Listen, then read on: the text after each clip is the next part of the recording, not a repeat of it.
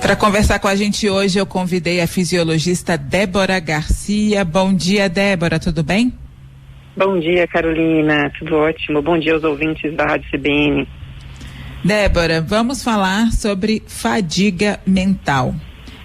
Primeiro vamos explicar, né, do que se trata a fadiga mental. É aquele cansaço, é um esgotamento, é o estresse? Quais são os sintomas da fadiga mental? A fadiga, ao contrário do que muitas pessoas acreditam, a nossa mente também se cansa, né? Então, a fadiga mental é quando diminui temporariamente até a eficiência da nossa mente, vai afetar o nosso corpo também. Alguns sinais de que isso pode estar acontecendo com os nossos ouvintes aumento da irritabilidade, a dificuldade de se concentrar nas tarefas que essa pessoa já fazia antes, insônia, e aí a gente vai para as questões do corpo também, né? Problemas digestórios, o desânimo e aquele cansaço excessivo, que a pessoa até dorme, descansa, mas não recupera totalmente. Então, isso são sintomas de que você precisa dar uma equilibrada. E aí, vivemos tempos muito complicados, né, Débora? O noticiário está sempre bastante pesado, notícias de morte, falta de leitos, a pandemia, ansiedade, pessoas perdendo emprego. Quais estratégias adotar para a gente ter um equilíbrio, pelo menos? A gente está vivendo um momento muito intenso e delicado mesmo. E até por isso nós ficamos mais suscetíveis a esses problemas. A gente precisa se observar até nos nossos comportamentos, nos nossos hábitos. E olhar as nossas jornadas, porque às vezes a pessoa fala, mas eu não posso parar no meio do dia.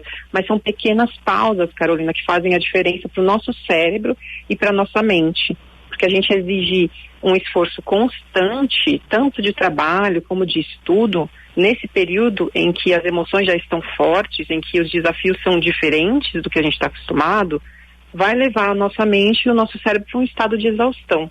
Então, criar espaços como pausas de 5 minutos, por exemplo, parar um pouquinho, caminhar dentro de casa, tomar uma água, já vai ajudando o seu cérebro a se recuperar, a distrair um pouco daquele excesso, daquela exigência que a gente precisa ter ao longo das nossas rotinas.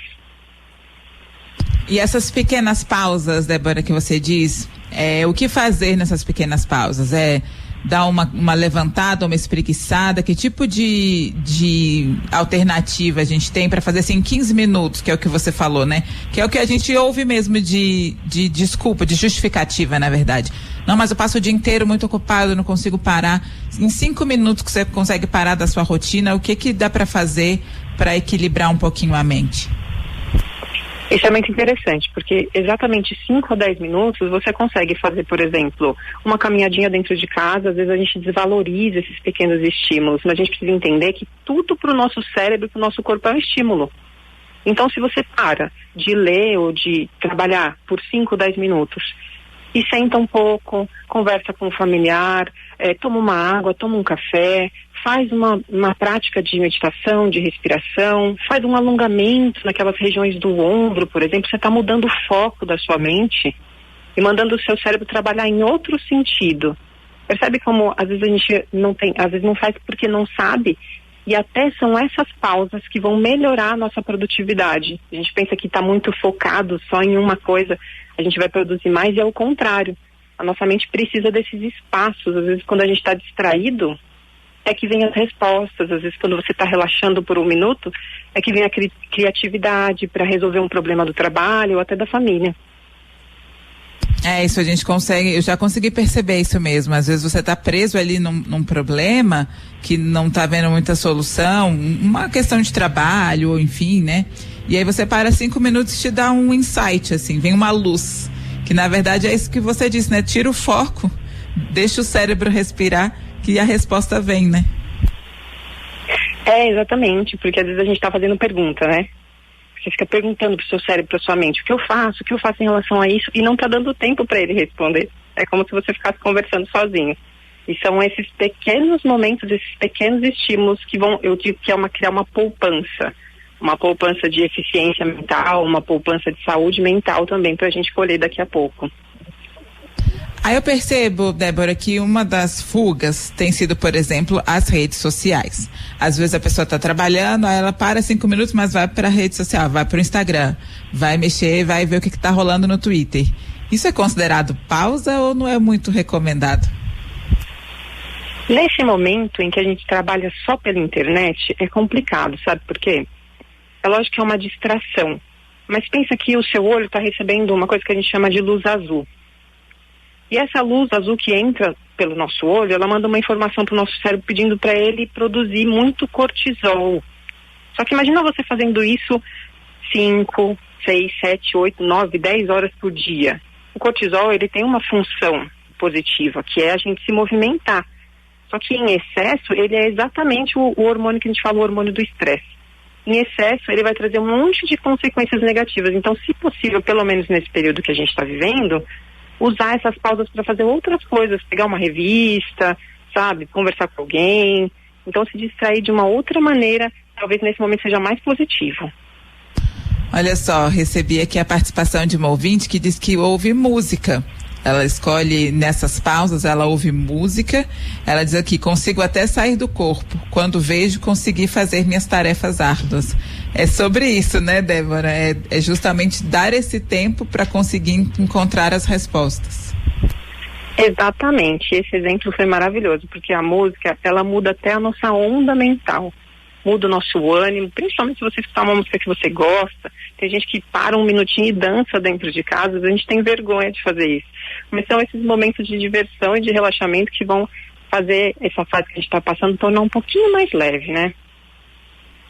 A nossa ouvinte está contando aqui, ela ouve Enya, aquela cantora. Tem algum tipo de música, assim, às vezes a gente fala, vamos ouvir uma música para relaxar, as pessoas pensam naquelas músicas de meditação, ou enfim, mas uma música já que te transforme um pouco a energia, né, que te dê um ânimo, já tá valendo, né, Débora? Com certeza. É lógico que essas músicas mais calmas, tem muitas observações, pessoas falando pra gente escutar, mas você sabe que existem pesquisas falando que é importante a gente escutar também o tipo de música que a gente gosta. Porque a gente vai ter uma memória afetiva sobre isso, então a gente vai sorrir mais, vai se divertir mais, às vezes até escutando uma música que você gosta, que você vai cantar junto, do que só sendo meio forçado a escutar essas músicas relaxantes, sabe? Olha só, o José Martins, ele gosta de ouvir Pink Floyd para relaxar. Que é isso, né? Uma música que você gosta, que te lembra alguma coisa, que te leva para algum lugar, né? Exatamente, te transporta às vezes até a outros momentos da sua vida. É só legal a gente pensar assim, não colocar também aquelas músicas muito para baixo, que vão fazer a gente ficar mais desanimado, que tem uma letra. Lembrar de coisa triste, chorar, né? Aí também exatamente. Não, né? Então já falamos aqui sobre leitura, né? Dar um descanso das telas, ouvir música e meditação. Meditação quem consegue sempre tem elogios e tem muita gente que fala, não consigo meditar, minha mente não para. O que é meditar em 5 minutos, Débora? Não é atingir o nirvana, né? Não é, mas isso que você falou é bem interessante, porque isso é uma crença que não é real. O nosso cérebro nunca vai parar de pensar, Carolina. Ele vai, na verdade, tirar o foco e reduzir essa quantidade de pensamentos. Então, meditar é você conseguir focar sua atenção em apenas uma coisa. Você pode estar numa mente, que eu falo, uma mente meditativa, quando você está fazendo um desenho, por exemplo, porque nada te tira atenção, você está totalmente focado naquilo. A criança, por exemplo, utiliza os mesmos mecanismos mentais que um adulto, quando senta de olhos fechados para meditar, quando ela está brincando com uma massinha. Por quê? Você focou toda a sua atenção em uma coisa só. E aí o fluxo de pensamentos naturalmente vai diminuir. Uma maneira que a gente faz isso é exatamente sentar de olhos fechados. Por isso que a gente escuta às vezes um áudio, tem gente que presta atenção na respiração, exatamente para fazer o contrário do que a fadiga mental faz, né? Que é o excesso de estímulos. A gente vai reduzir e exercitar, estar presente no momento presente. Sabe uma estratégia que eu adotei durante esse confinamento? É lavar a louça. Já está unindo o útil ao agradável. É uma coisa que acho que talvez pelo barulho da água eu consigo dar uma relaxada. Exatamente, porque você se sente, trazer todos os sentidos, né? Principalmente quando a gente está fazendo isso de olhos abertos. Tem pessoas que usam isso quando estão cantando, tem pessoas que usam isso quando estão cozinhando, quando estão fazendo as coisas da casa. Tem gente que fala assim, eu vou aproveitar para estudar enquanto eu tomo banho. Eu falo, não, reserva esse momento para se concentrar só em você, para usar os seus sentidos e para descansar também a sua cabeça. É isso que é um exercício de higiene mental, além das práticas tradicionais de meditação, né? Que aí a gente tem bastante opções, ou usar até algumas técnicas de respiração que também já vão ajudar. É que eu acho que a gente está numa lógica, né, na sociedade que te cobra muita produtividade, né? Você tem que estar sempre produzindo. Olha, então enquanto eu tomo banho eu escuto aquele livro que eu aproveito e estudo. É como se fosse errado você parar e falar, não, eu só vou sentar aqui e olhar para a parede 5 minutos. É como se você estivesse perdendo 5 minutos, mas não é bem assim, né, Débora? A gente precisa desses 5 minutos. Exatamente isso. A gente passou a desvalorizar o descanso, como se fosse uma coisa errada que a gente não pode nem contar para as pessoas. E aí a gente trazer, por exemplo, o que é produtividade? A pessoa que medita, por exemplo, tem um cérebro mais produtivo. O que é produtividade? Não é fazer mais coisas, é fazer as coisas de uma maneira melhor, é ter menos erros. Ou seja, se você vai fazer em menos tempo, na verdade, mais bem feito, você vai ter tempo para descansar. Seria o contrário, né? A gente está fugindo até do conceito da produtividade. Exato, você vai ter tempo para fazer coisas que te trazem prazer, né? Descansar ou ler, dormir, enfim, são coisas importantes também que a gente tem que valorizar. É como você falou, às vezes a gente fica com vergonha até de contar, né? O bonito é você falar que, nossa, não dormi essa noite trabalhando, virei a noite trabalhando, e a gente deveria falar, nossa, tem alguma coisa errada na sua rotina, né? Você precisa descansar. Exatamente, a gente está invertendo as coisas, né? Tornando positivo quando a pessoa fala assim, nossa, como você está? Eu estou super estressado porque estou trabalhando demais, como se isso fosse um sinal de produtividade, de rendimento até profissional. E é o contrário, a pessoa que é muito cansada, muito estressada, ela vai produzir menos. Olha só, a Lucy do Guará, nosso ouvinte, ela disse que tira uma soneca após o almoço.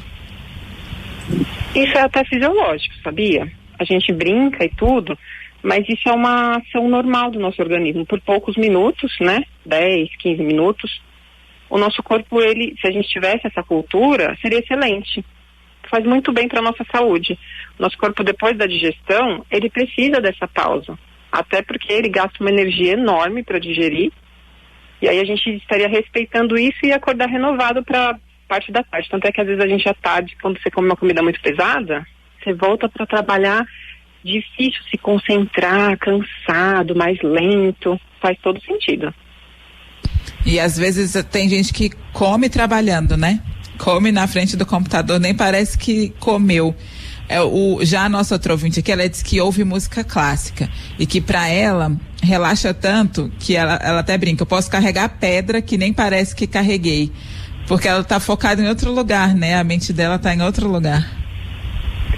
Exatamente, e às vezes a gente consegue, é aquilo que a gente está falando da produtividade, né? Às vezes você vai fazer as mesmas coisas, mas não te sobrecarrega mais. Por quê? Você foi cuidando de si mesmo com pequenas atitudes diárias. Olha, várias dicas já passamos aqui com a fisiologista Débora Garcia. Acho muito importante a gente tentar adotar essas coisas, essas pequenas pausas, porque a gente precisa até para manter a nossa saúde mental. Começa com a fadiga, né, Débora, mas isso pode evoluir, esses casos de estresse, de ansiedade, né? Como você falou, a busca por produtividade pode nos tornar improdutivos. Então é importante a gente estar atento a essas questões. Agradeço muito a sua participação aqui. Bom dia para você. Obrigada, Carolina. Bom dia para vocês também da CBN.